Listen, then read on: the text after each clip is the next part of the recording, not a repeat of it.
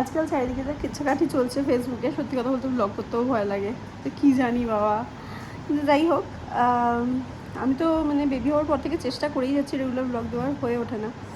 আর যারা সত্যি বলতে 5-7 দিন 10 দিন ভালো থেকে রেগুলার ব্লগ করে তারা হ্যাটস অফ।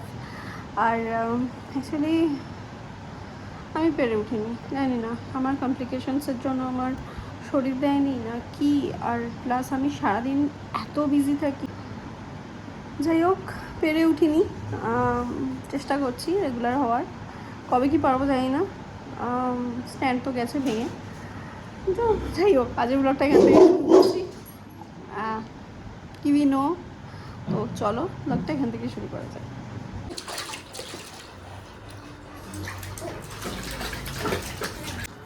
এই যে ছেলে আমার স্নান করে খাওয়ার জন্য রেডি। এই জামাটা আমি যে পরাই, এটা পরানোর কারণ হচ্ছে যে খাওয়ানোর পরে চেঞ্জ করাতে হবে। খাওয়ানোর পরে কি চেহারা হবে সেটা আমি তোমাদের দেখাবো। কি করছো? হচ্ছে সেই জামা যেটা কিনা পেছন থেকে খোলা যায়, এটার কারণটা আমি দেখাবো। জলকা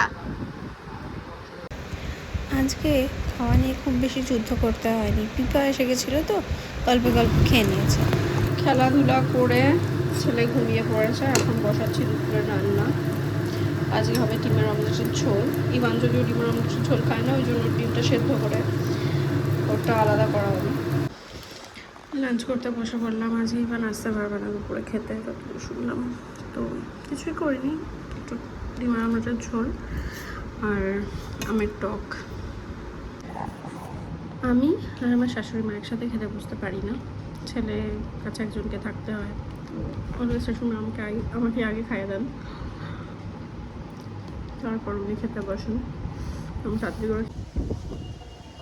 সন্ধ্যে 7টা বাজে আর চারিদিকে একটা ঠান্ডা হাওয়া দিচ্ছে। আমি জানি না, মনে হচ্ছে কোথাও বৃষ্টি ফৃষ্টি হতে পারে। এখানে ঝড় আসার একটা চান্স দেখতে পাচ্ছি। কালকে বৃহস্পতিবার ছিল আর সোদপুর থেকে ঘুরে গেছিলাম, তোমরা দেখতেই পেয়েছো।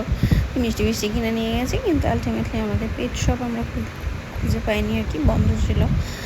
যার জন্য আমাদের যে দরকারি কাজ সেগুলো আজকে আমরা কিনতে বেরিয়েছিলাম। আর এই ওয়েদারে জাস্ট